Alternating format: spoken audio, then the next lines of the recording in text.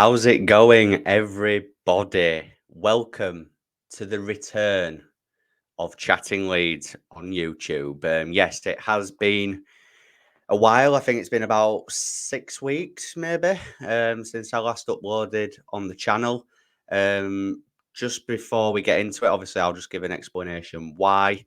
Um, it was getting to the point towards the end of last season where it was becoming a bit of a chore mentally. And I just wasn't in the right headspace to be doing content on YouTube constantly. Um, and I just felt that I needed a break from it. I've been doing TikTok in the meantime, as I'm sure some of you may know, which has been fun. It has, just to kind of do it not half-assedly, but just it's just casual content. But if you've seen on Twitter, I have recently joined a podcast with some fellow TikTok, or just general Leeds United content creators on the White Wall podcast. And since I've joined them, it's given me the thirst for YouTube content again, and I feel more refreshed after my break. And now I am back. I am back just in time for the new season as well. I'm in the process of updating, the old logo up there somewhere, and my YouTube art and everything. I'm in the process of getting all that done, and this season will be different. I'll be getting the White Wall Pod boys on the channel, whether that be individually or all together, probably both. So yeah, just wanted to explain myself, guys, before we went into the video in any more detail. But all you need to know, rest assured, his content is back on a more consistent basis. So just before we get into this video, please make sure that you are smashing that like button. Please subscribe to the channel if you are brand new. Let's see if we can get to 3,000 subscribers finally, yeah. And make sure that you're commenting, you're sharing the video with everyone that you know, and let's try and get Chatting Leeds back on track. So the reason why we're here this evening, I think everybody knows what's going on now. If you don't, then you've been living under a rock. Crysencio Somerville is on the verge of joining West Ham United for a fee, a controversial fee of £25 million plus 5 million in add-ons. It's come out today that apparently there's an extra clause in that contract where if he makes his Dutch national team debut, it increases by a further 4 million. So it could rise to a potential amount of £34 million in total. Caused a lot of backlash online, as it obviously was going to.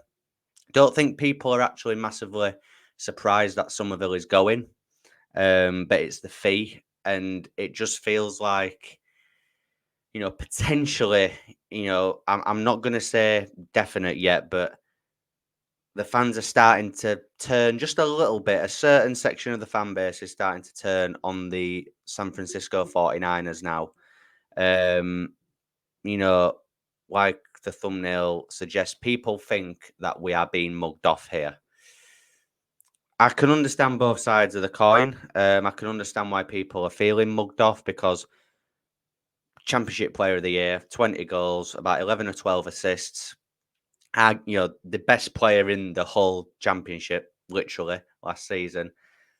Archie Gray, after one season of professional football under his belt, yes, I get his English and the English tax and the potential of him. His ceiling's so high, but if Archie Gray can go for 40 million, then Summerville should have been at least 40 million by that logic. However, I can understand the other side that say, look, we were never going to get 40 million for Crysencio Somerville. But look, I must admit, I do feel slightly aggrieved at the fee. I do. Not surprised that he's going, and I'm not emotionally attached to him like I was a Bill Ayling, a Dallas, a Click, Pablo. He's not on that level, obviously.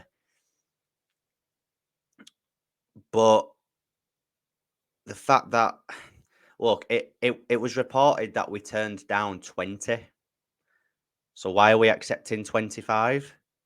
Apparently, he was deemed too expensive by West Ham last week, but now he's all of a sudden affordable. it feels like Leeds may have, let West Ham off the hook a little bit and just agreed a deal. At first, I was thinking, well, has he forced a move behind the scenes, and that's why they've just had to give in? But it was widely reported by some reputable sources that Summerville had even said internally that he wouldn't push for a move. He would go and he would listen to offers if the club accepted a fee, which they have. And apparently, after he spoke with the new West Ham manager, Julian Lopetegui, he was convinced by the project and he wanted to sign. That I can get on board with and I can be okay and with and I can accept. But I don't know. I just feel like I think it's a crap fee, basically. I think it's definitely a fee that we can use to reinvest, and we can definitely get some top championship talent for £25 million. But I just feel if Leeds had really dug their heels in, that we could have got at least 10 million more. If it were 35 rising to 40, I could have accepted that. I just feel like we've been slightly mugged off here. I do. I'm on that side of the coin, I must admit. But I was just on about the reinvestment there. There's been a lot of names flying about. We discussed on the recording of the White Wall podcast last night, which that should be out at some point tonight, or very soon anyway. So when that's out, go and check it out. It's with Owen at All Leeds Crest. It's with Longy, who goes by Longy LUFC 28, I believe, and Isaac as well. Isaac doesn't really do content outside of the pod, but great guy nonetheless. Really good podcast, guys. Make sure you go and check it out to help that get up and running as well. But like I was saying, we were discussing potential names and who we would want to come.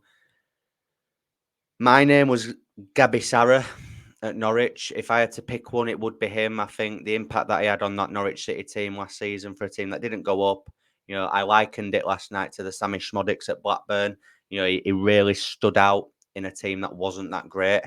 There's Johnny Rowe at Norwich as well, who's only got 1 year left on his deal. There's potential there that we could even get him at a good price. Jack Clark, I've seen thrown about as well. I wouldn't have Jack Clark back. I think once a player leaves, that's it. That's done. Don't bring them back. I know Byram's back and Alex Cairns, but slightly different situations. I just think now, would he even come to Leeds? I don't know. I think he's waiting out for Ipswich, in fairness, but I wouldn't have him anyway. But obviously, there's Saki at Crystal Palace as well. The young kid kind of reminds me of Bukayo Saka in how he plays. There's talk of a loan deal potentially being done there. He's not been part of the Crystal Palace pre-season tour. And that was announced on the same day that Summerville was announced to go to West Ham. So, if we get that in, it's low risk. It's, there's no fee involved. We can get him in on a loan. If it doesn't work, it doesn't work. But I would be going for more proven talent. If we're letting Summerville go, if we're letting 20 goals, 12 assists leave the team, we need to be getting someone in that can, even if they don't get the exact numbers, can emulate the impact that he has. But it opens up the door now to a Willie Gnonto maybe moving out to the left, and Dan James on the right, or a Rutter maybe on the right, Perot in the 10 in behind Mateo Joseph.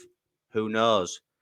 People are saying that Gnonto will leave now because his best mate's going. Even if Gnonto does go, that will not be the reason why. I think he's hopefully I'm hoping that he's grown up and professional enough to realise just because his good friend has left, yeah, it might be sad for him, but I think Longy was saying this on the pod last night. Gnonto could really make this season his own. He could think, right, I'll be the Summerville this season. I'll have that impact. I'll help Leeds get back to the Premier League. I think Gnonto off the left is a cheat code in this division. It really, really is.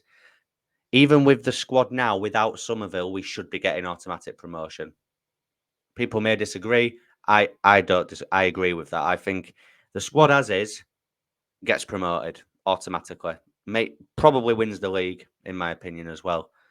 If we can make maybe 2 or 3 smart signings before the end of this window, I think we'll be fine this season. Genuinely. Again, that could come back to bite me on the arse, and if it does, fair enough. But I'm confident of that fact. So there's a lot of names being branded about. Yes, it's a big loss, but it's one that is definitely replaceable. Hit me up in the comment section down below, guys. Who would you like to see come in to replace Crysencio Somerville? Are you happy with the fee? If not, why? And are you happy with the 49ers at this current stage? Hit me up in the comment section with all your opinions on that, guys. Make sure you're liking the content. Make sure you're subscribing to the channel as well. And hit that notification bell so that you're always aware of when I'm uploading and going live. Like I say, there'll be guests joining the channel this season now. Obviously, the guys from the White Wall Pod.